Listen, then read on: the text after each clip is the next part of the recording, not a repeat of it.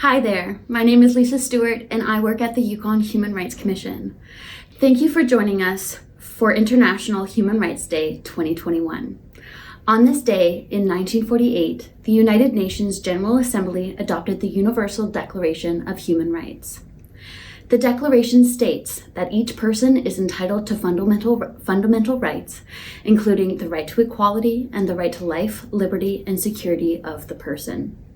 It also recognizes the right to freedom of religion and speech and the right to participate in the cultural life of the community. Every year on this day, people around the world take steps to raise awareness and bring change to ongoing human rights issues. The United Nations spearheads this campaign, identifying a global theme each year. This year, the theme is equality, reducing inequalities, advancing human rights. The Yukon Human Rights Commission supports this goal, but we also believe that we cannot reduce inequality without equity.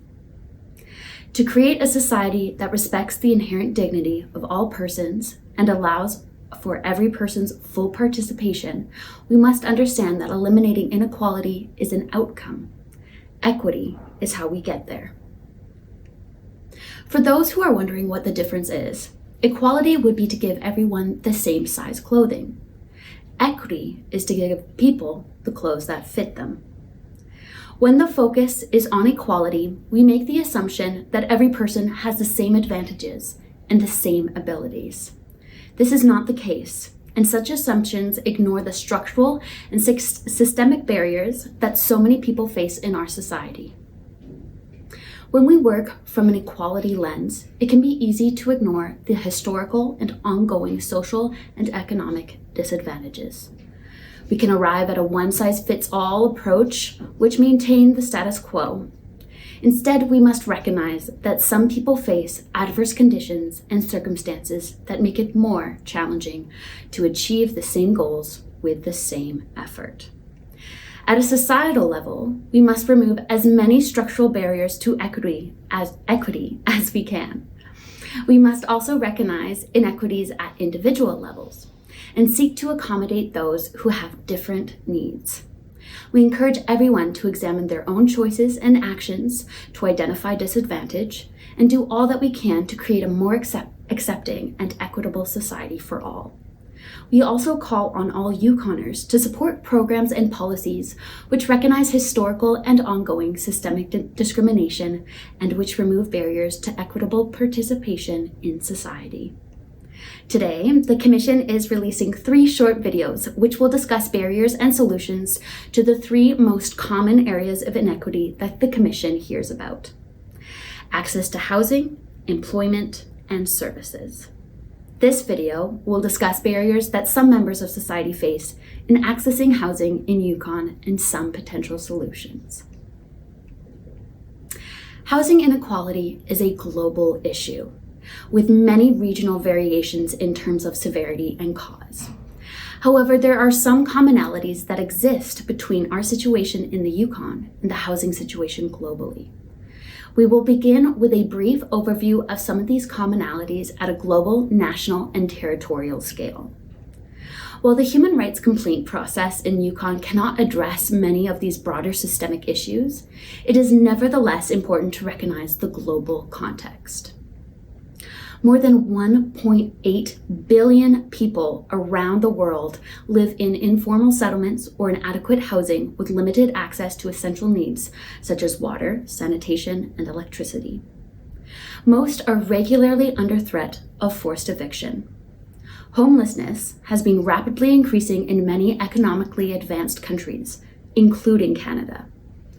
Around the world, the COVID-19 pandemic has exacerbated pre-existing hierarchies and inequities along racial, gender, and other lines.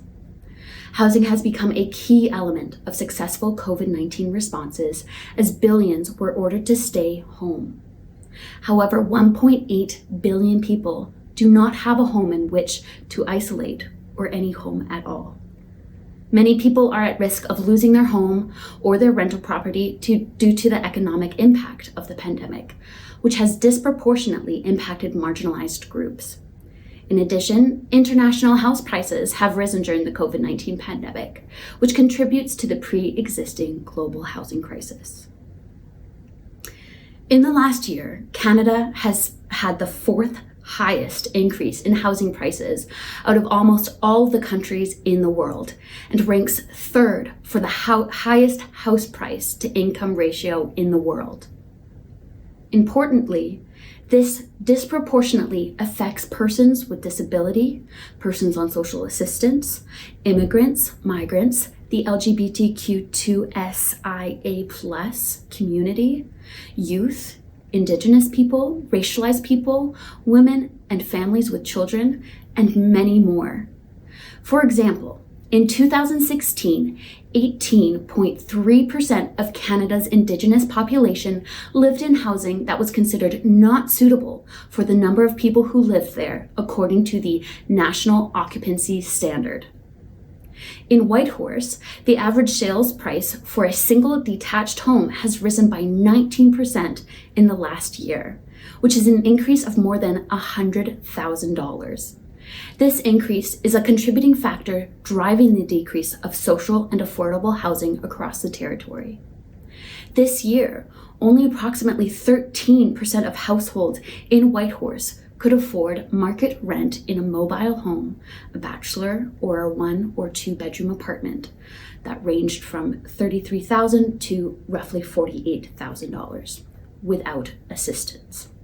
Additionally, the most recent Yukon rent survey released by the Yukon Bureau of Statistics showed that the vacancy rate overall was 3.2% as of October 2020, with no available rental units reported for Dawson City and Haines Junction, and only one vacant rental unit was reported for Watson Lake. Indigenous peoples face various forms of historical and systemic discrimination, which leads to inequities affecting their income, access to education, healthcare, and much more. Overall, an eighth of Yukoners fall in the bottom 20% of income earners in Canada. In comparison, a quarter of Indigenous Yukoners fall in the bottom 20% of income earners in Canada. This income disparity negatively impacts Indigenous people's access to affordable housing in Yukon. In 2011, 7% of First Nations people and 8% of Métis in Yukon lived in crowded homes with more than one person per room.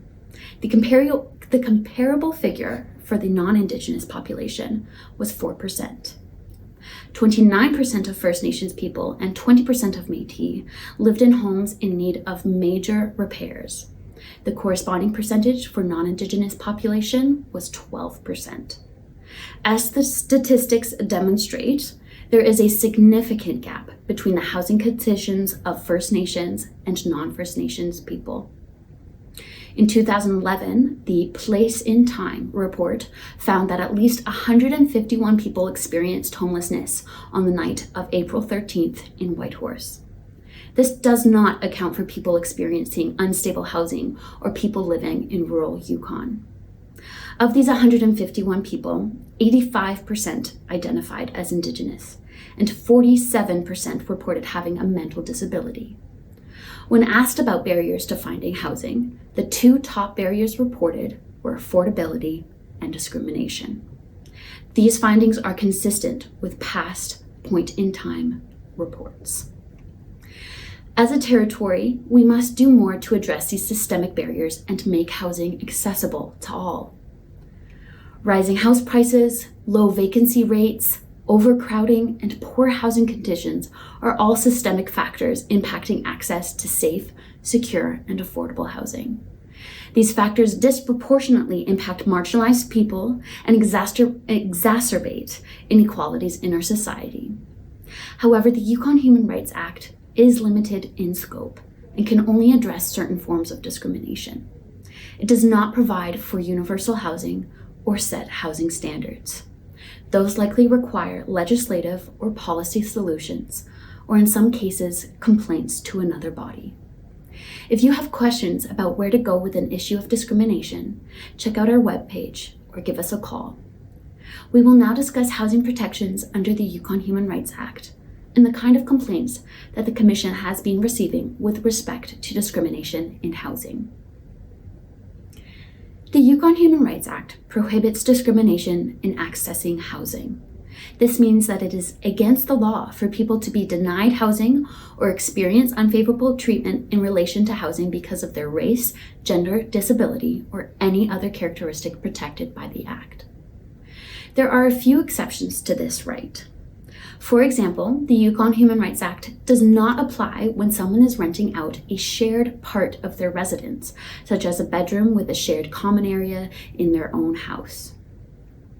The Yukon Human Rights Commission regularly receives complaints and reports of discrimination with respect to housing. Last year, the Commission received 28 inquiries about housing issues. In addition, a scan of housing ads for Yukon rental properties highlights the many discriminatory attitudes. However, the Yukon Human Rights Commission does not receive many complaints about housing, despite substantial anecdotal evidence of its existence. Several factors may make human rights complaints with respect to housing less likely to be submitted or accepted. Complaints about discrimination with respect to housing often relate to interaction at the initial stages of a potential relationship, such as advertisements or during initial meetings or conversations. Discrimination at such an early stage of the interaction may not be reported for reasons such as not wanting to put the time and effort into a complaint if it is clear that they will not be the successful applicant, or because prospective tenants do not wish to start a potential long-term relationship with a landlord off with a human rights complaint. Additionally, we have heard concerns that tenants who file human rights complaints may get labeled as problem tenants by the landlord community, making it difficult to find housing. Complaints about discrimination with respect to housing may also be difficult to prove.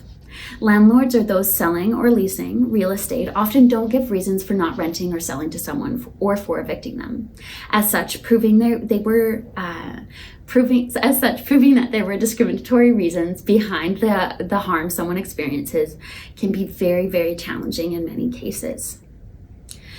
Many people may not intend to discriminate or be aware of that what they are doing is contrary to the Yukon Human Rights Act. Everyone has biases, and many of them are unconscious. It's important for all to examine those biases and to not act on them. Everyone has a right to equal treatment in the provision of housing and must be treated with respect. Many harmful stereotypes exist in the realm of housing, and it's important not to act on those stereotypes. People have a right to be judged by their own actions and not by the stereotypes based on race, gender identity, sexual orientation, family status, age, or any other personal characteristic protected by the Yukon Human Rights Act. In order to understand some of the barriers and solutions to ending housing inequity in Yukon, we have brought together some important voices in our community. Let's hear what they have to say. Hi, my name is Jason Cook and my pronouns are he, him. I'm coming to you today from the traditional grounds of the Kwanlundun First Nation and the Duane Council, and I'm very grateful for that. I'm an educator here in the Yukon. I currently work closely with our Rainbow Youth up at Porter Creek Secondary School. Over the past few years, I've collaborated with our amazing Porter Creek administration team and staff to open up the PCSS Rainbow Room, which is our school's safe space. It's a space where students can go and just be themselves, free from any sort of harassment or bullying. I also serve as the leader of the Porter Creek Gender and Sexuality Alliance, and I worked with the students that successfully petitioned the banning of conversion therapy here in the Yukon back in 2020. I'm honored to be speaking to you today on Human Rights Day 2021. This is the day back in 1948 when the United Nations General Assembly adopted the Universal Declaration of Human Rights, or the UDHR. And the UDHR proclaimed the inalienable rights that everyone is entitled to as a human being, regardless of race, color, religion, sex, language, political or other opinion, national or social origin, property, birth, or other status. As a gay man living in the Yukon, I feel grateful to have protections that many in the queer communities around the world don't share. But even though Yukon's Two-Spirit and queer communities are protected by human rights legislation, it doesn't mean that some in our community still don't face instances of harassment and discrimination in their daily lives. Data regarding 2S LGBTQ Canadians is limited in Canada, but we do know that members of the trans community face higher rates of violence.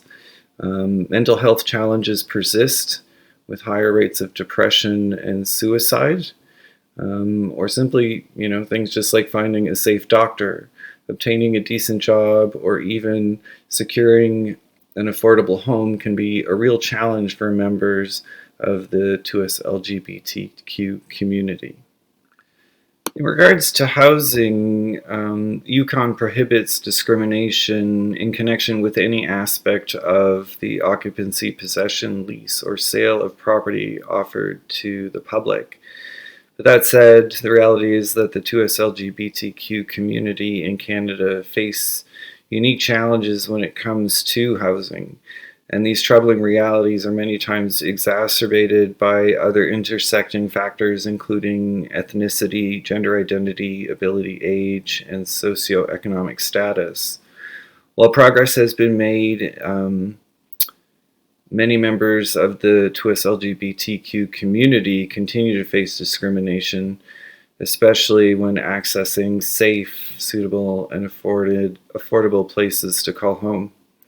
Discrimination that is oftentimes first experienced at home and then from society.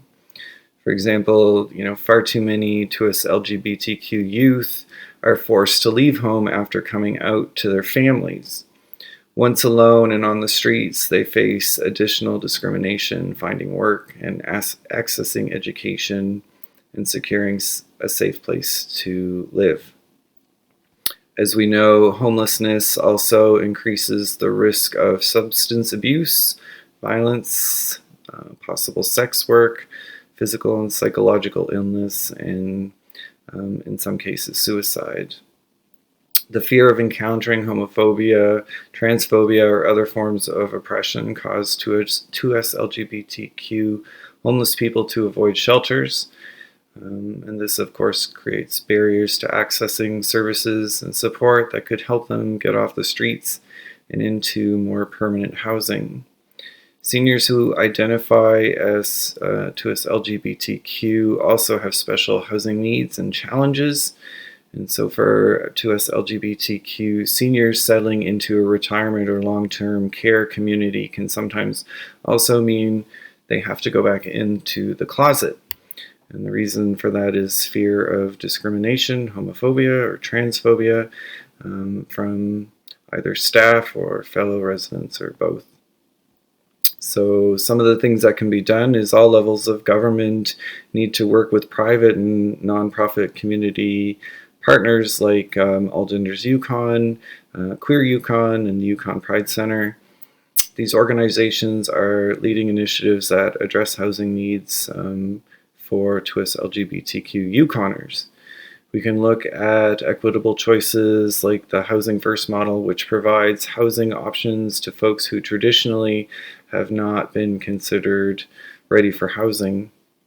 As a result of Housing First approaches, many folks have been successful in breaking the cycle of chronic homelessness and creating a more stable environment for themselves and moving forward with their lives.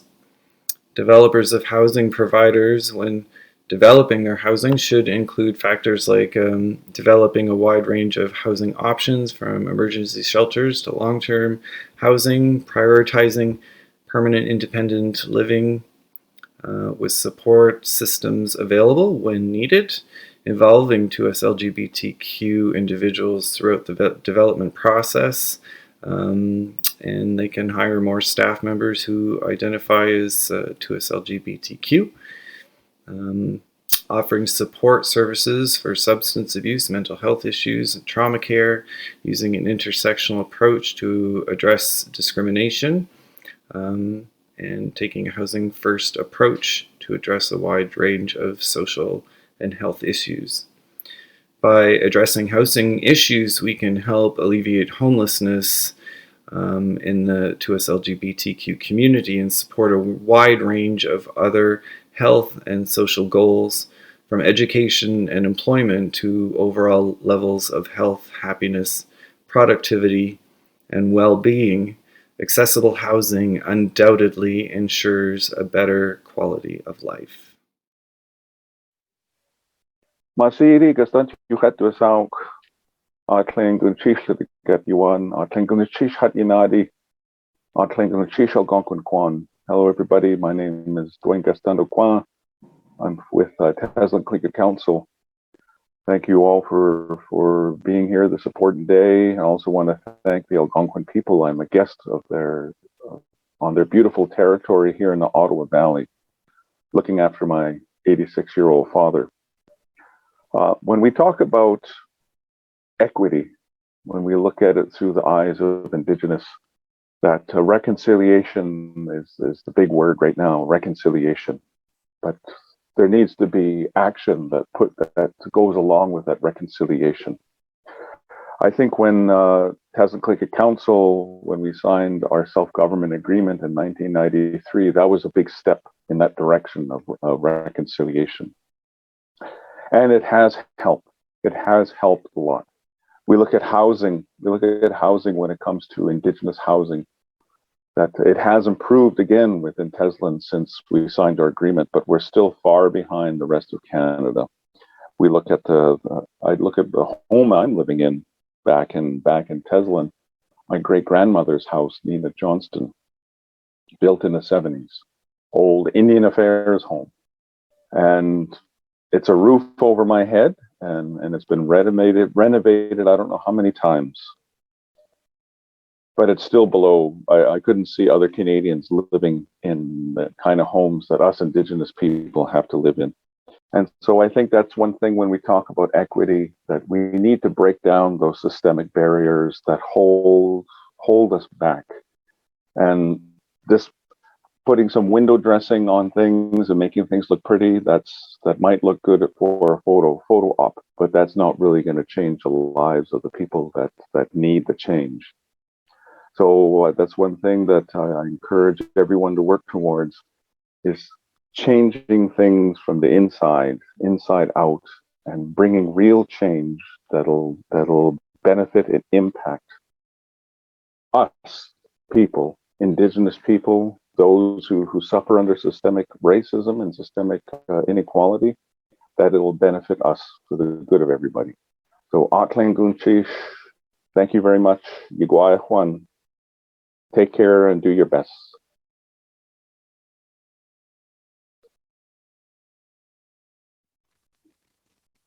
Hi there, my name is Kate Mechan. I'm the Executive Director of Safe at Home Society here in Whitehorse. Safe at Home's mission is to end and prevent homelessness, and we're doing this through coordinating systems of care, resources, and service providers around people. We are using data to make good data-driven decisions and policy decisions, and we're offering direct support to individuals and families who are experiencing homelessness or at risk of homelessness. And we're engaging landlords in the conversation around how they are a crucial part of the solution to ending homelessness. So we acknowledge that this year's International Human Rights Day is all about reducing inequalities and advancing human rights. Every day here at our little office on 208 Alexander Street, we're witness to the ways in which people's rights are violated around their housing challenges, their evictions, and their access to the resources and income that they need to secure housing, and also to maintain that permanent housing solution for themselves or their families. So despite the fact that housing and security of tenure is enshrined in human rights law, first, we're seeing increases in the number of individuals experiencing homelessness, and that's for a number of reasons. The affordability gap is widening in our community. there's other factors that are impacting homelessness as well, like the lack of housing stock, the lack of focus on prevention. The face of homelessness is changing, and we're seeing more and more families and children and younger individuals who are struggling to access the housing and resources that they need. We conducted a point in time count, which is a snapshot of everyone who might be experiencing homelessness in your community over a 24-hour period of time. And one of the questions we ask in that survey is the top 2 barriers to housing. So no surprises. One of the top barrier was affordability. Well, the second barrier was discrimination. So if you look at who's actually walking through our doors, it starts to reveal a bit of a story. So over 70% of the individuals we're currently serving are Indigenous. They self-identify as Yukon First Nations, Inuvialuit, or from another First Nations across Canada. Most are on some form of income support, although not all. Some are low-income minimum wage workers, and some are on a fixed income, like an old age security pension. And for many, they're experiencing some sort of complex barrier to their housing, like a health issue, perhaps struggles with substance use that can often be due to histories of trauma, and sort of some of these other challenges that make it difficult to find secure housing. So we are really leaning into being action-oriented, failing forward, learning from our mistakes, because we're certainly not perfect at what we do, and are finding that in addition to the necessary policy changes, in addition to calling out discrimination tactfully when we see it's happening, backfilling what we do with education, being strategic about our approaches and conversations with landlords and fellow service providers and people with lived and living experience. The simple act of listening to the stories of people who have experienced this homelessness or who are currently experiencing homelessness is crucial, because in those stories, there are brilliant solutions that can change the trajectory of another person's experience on the very same path. There's a lot to learn about systems change and about how we could act differently as frontline workers, or what we could have done differently or said differently in a form or to a support person or family member or landlord to change the course of the experience. So we are absolutely committed to increasing equitable access to housing related resources, the housing stock, the income, and the supports that people deserve and have a right to access secure housing and to maintain their housing. And our success really lies in the meaningful collaboration with service providers, with individuals experiencing homelessness, with landlords. It also means leveraging good data and being tactful about how we're using that data. And of course, it's really important to celebrate every success. So we take the opportunity to celebrate each and every move-in, because it is not just a number, it is a person whose lives we've been able to impact. So those are my thoughts around housing as it relates to the International Human Rights Day. Well, thanks very much. Take care.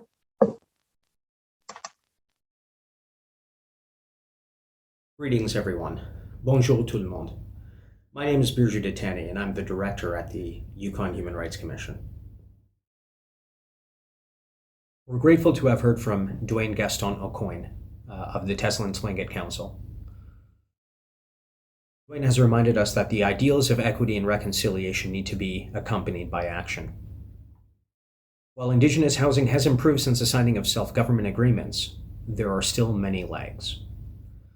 Duane points out, for instance, that his house, which was a 1970s Indian Affairs house, has been renovated often, and that he could not see other Canadians living in the types of housing that Indigenous people often are forced to live in.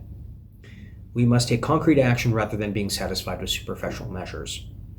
Everyone is encouraged to work to change systems from the inside out for the good of all. We are grateful to have heard from Jason Cook, who is a member of the queer community and an educator. Jason reminds us that while data is limited in Canada relative to the queer community, we do know that there are higher rates of depression and suicide, and this is exacerbated by the difficulties involved with finding a safe doctor, a good job, and an affordable home. While certain protections exist under the Human Rights Act, many unique challenges face the queer community in relation to housing access, and many intersectionalities exacerbate these issues. Many in the queer community continue to face discrimination when searching for safe, suitable, and affordable places to call home. Discrimination is often first experienced at home. Many queer youth are forced to leave home after coming out to their families. This can result in homelessness, an increased risk of violence, substance dependence, sex work, and suicide.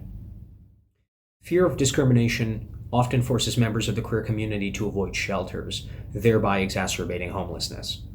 It is harder to access services and supports to find permanent housing.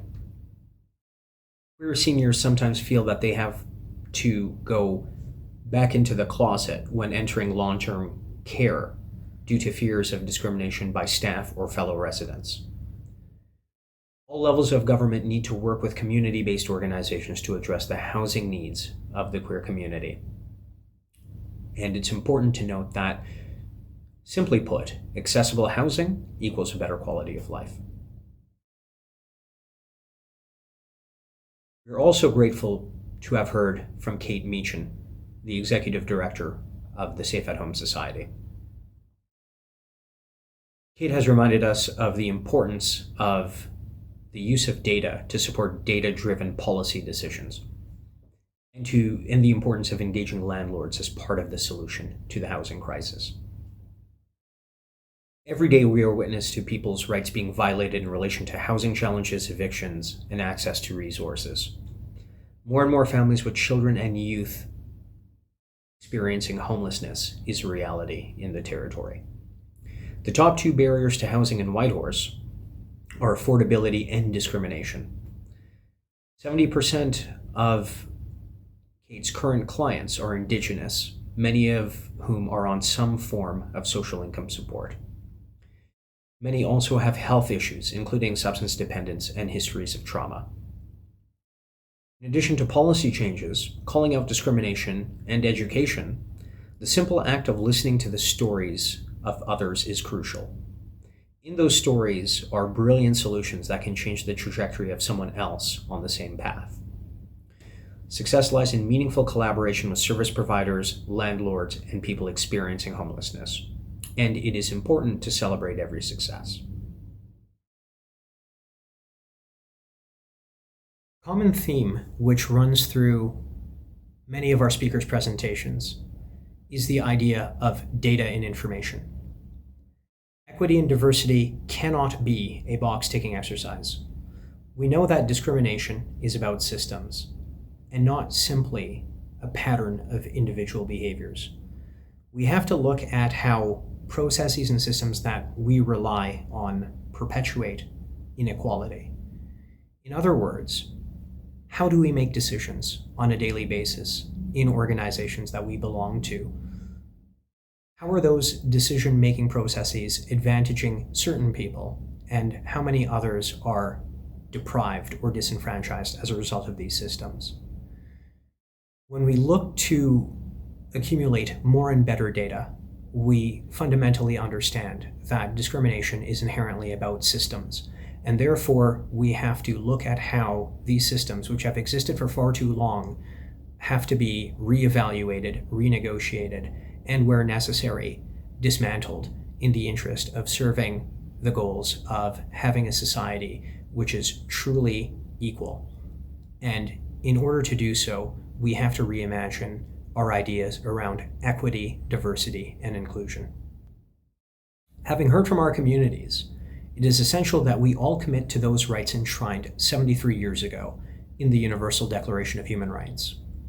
Let us take this opportunity to reflect, but more importantly, to commit ourselves anew to a more just and equitable society where everyone is truly equal in dignity and rights. Thank you. Merci.